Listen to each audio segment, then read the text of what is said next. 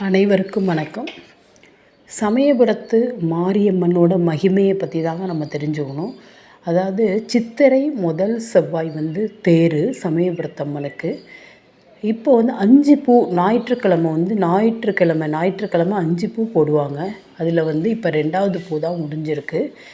உலக மக்களுக்காக நன்மை வேண்டி விரதம் இருந்துகிட்ருக்காங்க சமயபுரத்து மாரியம்மன்.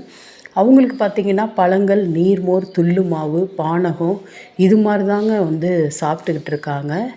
இந்த விரத காலங்களில் நம்ம சமயபுரத்து மாரியம்மனுக்கு என்ன நினச்சி வேண்டுனாலும் கிடைக்கும். அதாவது குழந்தை பாக்கியம் வேண்டுமா, திருமணம் வேண்டுமா, வேலை வாய்ப்பு வேண்டுமா, வெளிநாடு யோகம் வேண்டுமா, வீடு கட்டணுமா, நல்ல அரசாங்க வேலை கிடைக்கணுமா, உடல் ஆரோக்கியம் இல்லாமல் இருக்கா, நீங்கள் எது நினச்சாலும் சரி, ஆண் குழந்தை வேண்டுமா, எது நினச்சாலும் சரி, இந்த விரத காலங்களில் உங்களுடைய வேண்டுதலை வச்சுட்டு நீங்கள் அந்த அம்மனை மனசார கும்பிடும்போது உங்களுக்கு மிக உயர்ந்த ஒரு நல்ல பலன் கிடைக்கும். நீங்கள் வேண்டிக்கிட்டு முடிஞ்சோன்னே இது மாதிரி உங்கள் மனசில் வீடு வேணும்னா அந்த மாதிரி வெள்ளியில் வீடு, இது மாதிரி குழந்தை பாக்கியம் வேணும்னா கரும்பு தொட்டில் கட்டி போடுறேன், நடந்தே வரேன், இது மாதிரி எது வேணாலும் நீங்கள் வேண்டிக்கலாம். வேண்டிட்டு அதை நீங்கள் மனசார இப்போ பச்சை பட்டினி விரதம் இருக்காங்க.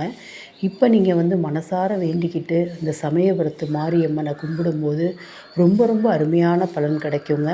வெள்ளி, செவ்வாய், ஞாயிற்றுக்கிழமையெல்லாம் அந்த அம்மனை நினச்சி நீங்கள் மஞ்சள் சிகப்பு கலந்த உடையை அணிந்து நீங்கள் விரதம் இருக்கும்போது, அதாவது விரதம் அப்படிங்கிறது நான் பழங்கள் அது மாதிரி சாப்பிட்டுட்டு தான் சொல்கிறேன்.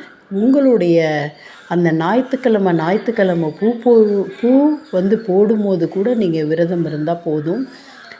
இல்லை விரதம் இல்லாமல் இருக்க முடியாது, விரதம்லாம் இருக்க முடியாது அப்படின்னாலும் பரவாயில்ல, அந்த அம்மா ஏற்றுப்பாங்க. ஆனால் உங்களுடைய வேண்டுதல் ரொம்ப ரொம்ப தூய்மையானதாக இருக்கணும். அந்த மாதிரி இருந்தால் போதுங்க, உங்களுடைய வேண்டுதல் கண்டிப்பாக பலிக்கும்.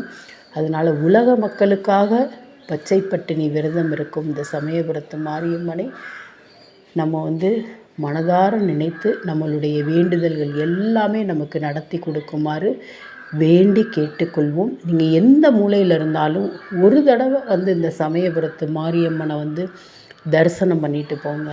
அருமையான பலன் கிடைக்கும். நன்றி.